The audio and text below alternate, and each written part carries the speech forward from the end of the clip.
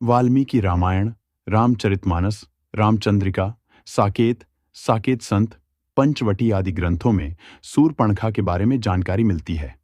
यह सभी जानते हैं कि लक्ष्मण ने सूर्पणखा की नाक काट दी थी। आओ जानते हैं सूर्पणखा के बारे में 10 रोचक जानकारी। नंबर 1। कौन थी सूर्पणखा?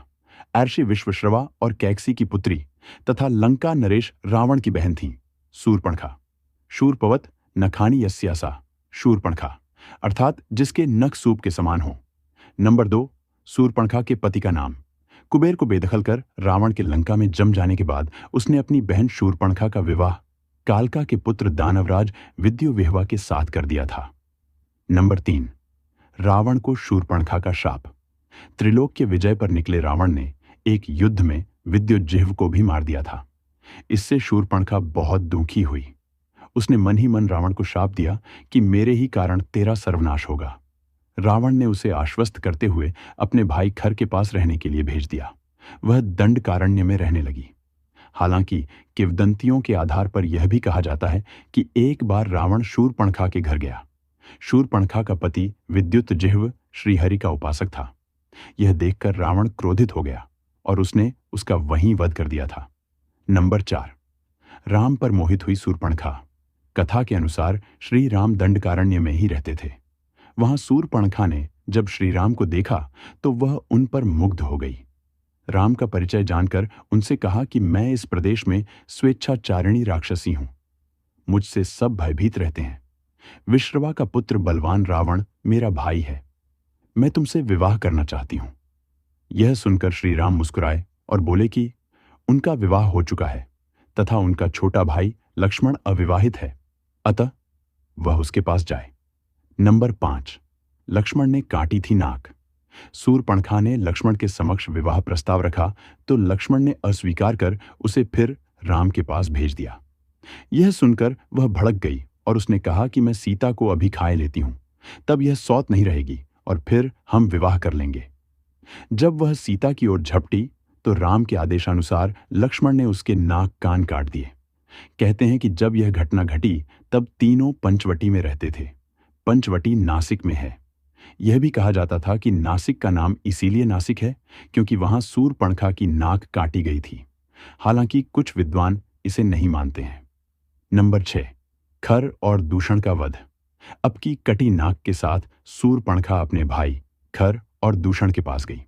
दोनों ने अपनीर सेना सहित हमला किया। राम ने लक्ष्मण और सीता को एक कंदरा में जाने को कहा और वे अकेले ही संपूर्ण सेना से युद्ध लड़े। अंत में उन्होंने खर और दूषण का उनकी सेना सहित वध कर दिया। मुनि और गंधर्व भी यह युद्ध देखने गए थे। दूषण, त्रिशिरा तथा अनेक राक्षसों के मारे जाने पर खर स्वयं राम से युद्ध करने गया और वह भी मारा गया। राम ने खर, दूषण, त्रिशिरा तथा 14,000 राक्षसों को मार डाला। नंबर 7। रावण की सभा में सूर्पणखा। पंचवटी में लक्ष्मण से अपमानित शूर्पणखा ने अपने भाई रावण से अपनी व्यथा सुनाई और उसके कान भरते कहा, सीता अत्यंत सुंदर है और वह तुम्हारी पत्नी बनने के सर्वथा योग्य है।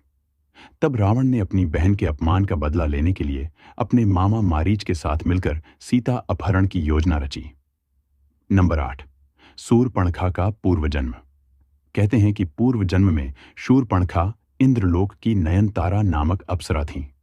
उस समय पृथ्वी पर एक वज्रा नामक एक वर्षी घोर तपस्या कर रहे थे। तब नयनतारा पर प्रसन्न होने के कारण वर्षी की तपस्या भंग करने हेतु इंद्र ने इसे ही पृथ्वी पर भेजा। परंतु वज्रा ऋषि की तपस्या भंग होने पर उन्होंने इसे राक्षसी होने का शाप दे दिया। अर्षि से क्षमा याचना करने पर वज्रा ऋषि ने उससे कहा कि राक्षस जन्म में ही तुझे प्रभु के दर्शन होंगे। तब वही अप्सरा देह त्याग के बाद शूर्पणखा राक्षसी बनी। नंबर 9। सूर्पणखा के ज्ञान चक्षु खुले। जब सूर्पणखा की लक्ष्मण जी नाक कान काट दिए तो शूर्पणखा के ज्ञान चक्षु खुल गए और उसे भान हो गया कि वह कौन है। तब उसने प्रभु के कार्य को पूरा करने के लिए उनकी सहायिका बनकर प्रभु के हाथ से खर व दूषण, रावण, कुंभकर्ण, मेघनाद आदि निशाचरों को मरवा दिया और प्रभु प्राप्ति की उचित प्रक्रिया अपनाने के लिए पुष्कर जी में चली गई और जल में खड़ी होकर भगवान शिव का ध्यान करने लगी। हालांकि यह भी कहा जाता है कि रावण का वध होने के बाद शूर्पणखा दैत्य गुरु शुक्राचार्य के पास चली गई थी और जंगल में उनके आश्रम में रह रही थी। नंबर 10, श्री कृष्ण की पत्नी। ऐसी किंवदंती है कि शिव आराधना के बाद भगवान शिव ने शूर्पणखा को दर्शन देकर वर प्रदान किया कि 28वीं द्वापर युग में जब श्री राम राज्य हुए, तब पुत्र के रूप में उन्हें कृष्ण के पति की प्राप्ति हुई। तब श्री कृष्ण की वही मान और